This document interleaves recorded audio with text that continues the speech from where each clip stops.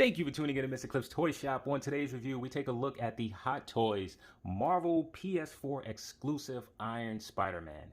Today I'll be reviewing this figure in the following categories: accessories, articulation, design, is it essential to your collection, functionality, and price. Once the scores are totaled, I'll give you my opinion if this figure is a pass or a purchase. So man, am I excited to have this. I've always liked this design of Spider-Man with the exception of the 3 legs. This has been postponed for a while. I want to say that this was actually due out early July, but here it is December and we're just getting this figure.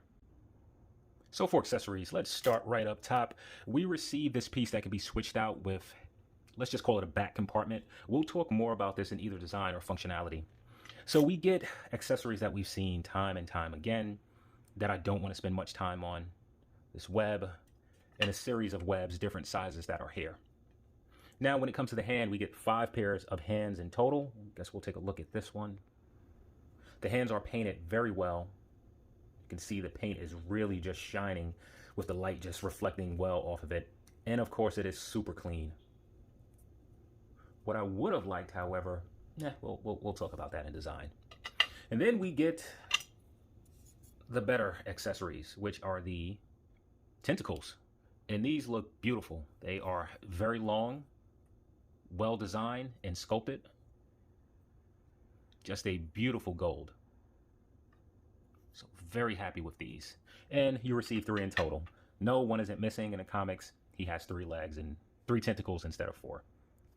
You also receive a base and stand. I never really liked these. They're way too big for me. I don't use these things.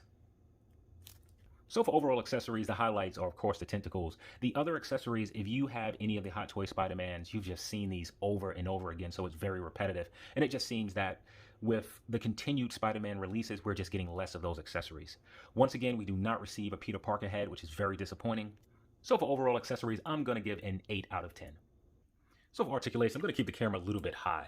So the head is able to look up that much. It's able to come this far down. It does rotate. You get a great amount of pivot and tilt. The arm is able to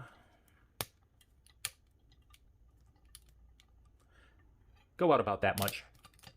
You do have a butterfly joint bending in that much forward, not really any backwards. You do have an upper bicep cut. Next point of rotation will be at the wrist, which is on a ball peg. You just have to align it properly to get the wrist to go side to side and up and down. So the elbows are single jointed, bending in that much. Now with the torso, you have, what do you have? So I can't really tell what's going on within the torso, but I can see movement here. So the torso barely goes back any, comes forward about that much. You get some tilt, really not a lot of rotation, but you can move it. It does somewhat stay in place. So the legs are able to come only that far out to the side. That is disappointing. Kick forward that much, which is also disappointing. Seems to kick to the back much further than it does forward. So you do have rotation. Hard to tell if it's an upper thigh cut. There is. Next point of rotation is at the foot. Knees are double jointed, bending in that much, not that bad. And now with the feet, they're able to go all the way down. Kick forward a great amount. You do have toe articulation, and the ankles barely pivot to the inside, barely pivot to the outside. So for articulation, what a surprise. A Spider-Man figure that should be one of the most articulated figures that we get. However, a Hot Toys figure which never moves the way that it should. So the articulation is disappointing. And I think this would be a good time just to show how I score articulation. Typically, I do 2 points for the head, 2 for the arm, 3 for the torso, and then 3 for the legs. This version of Spider-Man is limited in all of those areas, so he absolutely will not be getting a 10. So for overall articulation, I'm giving this Spider-Man a 5 out of 10. So for design, let's bring this thing in here. Man, the paintwork on this thing is exceptional. The line work is just oh so clean. And I really like the textures that's on the soft part of the suit. I think one of the better areas to see it's on the neck. See if I can just focus a little bit better. And that just continues through the entirety of the figure. I like the silver lines here. It really reminds me of Iron Man. Again, the gold, the spider is done so well. Look at the back. You have the line, of course, but I'm fine with that. but that same texturing continues. They didn't skip out on paint in the back, even painting the end part of this what would be behind the knees silver, and the feet also painted very well. So what's not to like? I'll tell you the first egregious thing. This right here. This painted, lazy piece, which is supposed to represent repulsor. The same thing is to the feet. I'm telling you now, I'm deducting points for that. Another area to where I will be deducting points, the armor bits are plastic. Why am I deducting points? Because this figure is nearly $300. That should have been die cast. I could have accepted if the gold bits were die cast and some of the parts here were plastic, but it's all plastic. So I want to turn the figure to the back. So here you see where the tentacles plug in, but just in case you don't want to leave that, Hot Toys did provide this piece which closes those holes. This was a nice touch. So for design, I'm going to give the Iron Spider a 7 out of 10. So is this suit essential to your collection? I guess it depends where this suit ranks. So you have numerous Spider-Man suits, that is. Of course, the red and blue stands out above all the rest. And then there were several variations of the red and blue, especially with the spider design itself. I would say perhaps after the original suit, maybe the symbiote is next. Does this suit here come in after the symbiote? I really don't know the relevance and importance of this suit outside of Civil War.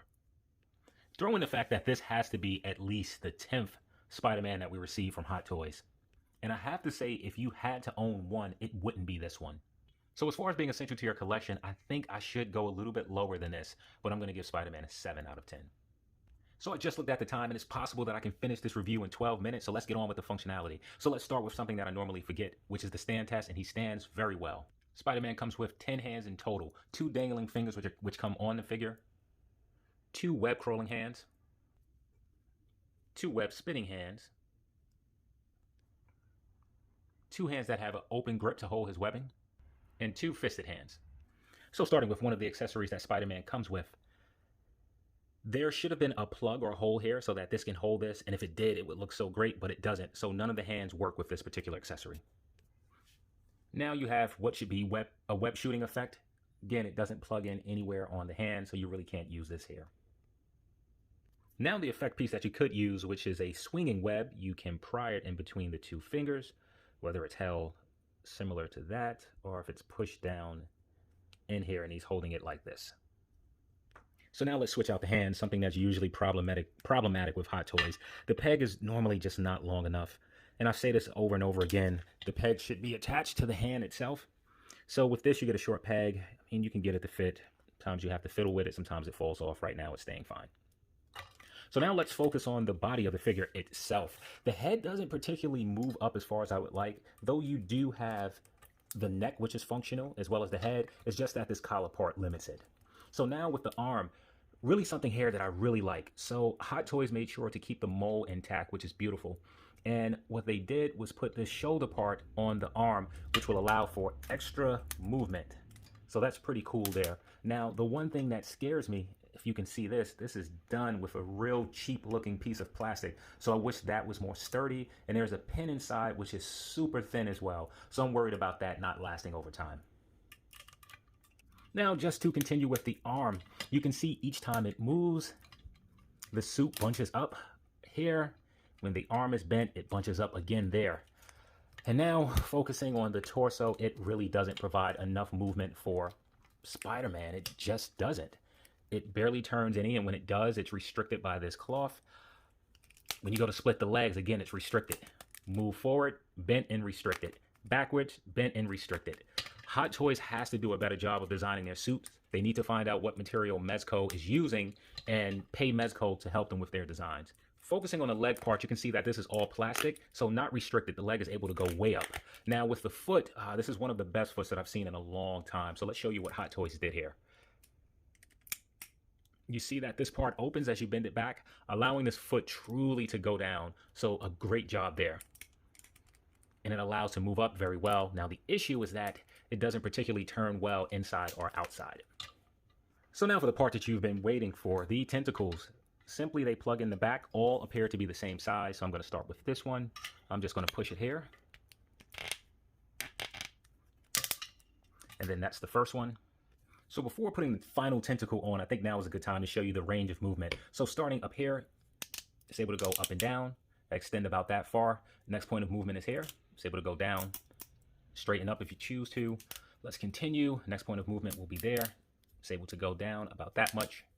And then the next point of rotation will be there. It's able to come down that much. And then coming here will be your final point of rotation, or movement rather. So it's able to click or move that way or move this way. So I missed one point of movement just to show you here. It's able to move this way as well. Or did I show you that part? Okay, here is where it's able to move. And there we sort of have him with his 3 tentacles, and it still stands just fine. It is definitely top heavy, however. So for functionality, the accessories do not work well with the hands they come with. There are absolute limitations with the suit itself. Then there's some extraordinary engineering on the shoulders and at the ankles. So for functionality, I was all the way down to a 4. There are some things that brought that score back up, such as I can't ignore those ankles as well as the shoulders, which are excellent. And the tentacles, for the most part, move very well. So for functionality, I'm going to give this figure a 6 out of 10. So very quickly, I did not use studio lighting, so hopefully the video came through nice and clear. So now for pricing, this figure comes in at $250. That is before pricing, that is before taxes, that is before shipping. Add in taxes, you're looking about $275, and if you were a fool like I was who ordered it from Sideshow, you paid about $21 for shipping. Let's just round that off to $300. So now is this figure worth the price of admission? So let's see what he comes with. He comes with a bunch of accessories that we have already seen, so nothing there. The draw, of course, will be the tentacles, which you see. I know I've mentioned this early that he's able to stand with his tentacles. If you're going to keep him stood, however, for a long period of time, I would suggest using his stand. So with this figure, you have some limitations. The suit is a huge contributing factor to the lack of articulation with this, and Spider-Man needs to be well articulated. This figure is not well articulated. The trade-off, and I'm not calling it a trade-off, but some people would, is the way it looks. It's absolutely beautiful. But do you want a Spider-Man that barely moves? In addition to all that I said, we do not receive an unmasked Peter Parker head, which is disappointing, especially being that we have so many of these PS4 figures now. So for pricing, I'm going to give this figure an 8 out of 10. That should give this figure an overall cliff score of... So now is this figure a pass or a purchase? If you're building the complete PlayStation 4 Spider-Man game lineup, then you need this figure in your collection. If you're not, you still need this figure in your collection. There are some limitations, but it's beautiful. If you plan to put this on your display, you're not going to be disappointed, so this is absolutely a purchase. I currently don't have any Hot Toys lying around, so let's see if I have something to compare this to in scale. Alright, so for scale, here's Spider-Man next to Storm Collectibles Doomsday. I want to point something out. It's been a week or so since I've shot the video, and that I'm actually adding this part in. So I know in the video I stated I didn't have any Hot Toys lying around. I now do.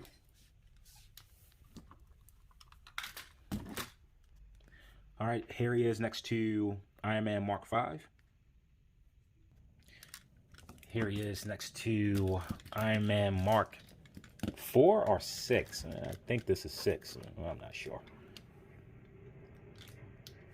It's not standing particularly well due to the surface that it's on. You get the point. Alright, I was able to grab one more, and here he is next to Killmonger. Surprised that they actually are that close in height. Well, thank you for tuning in to Mr. Cliff's Toy Shop. I hope to see you during the next review.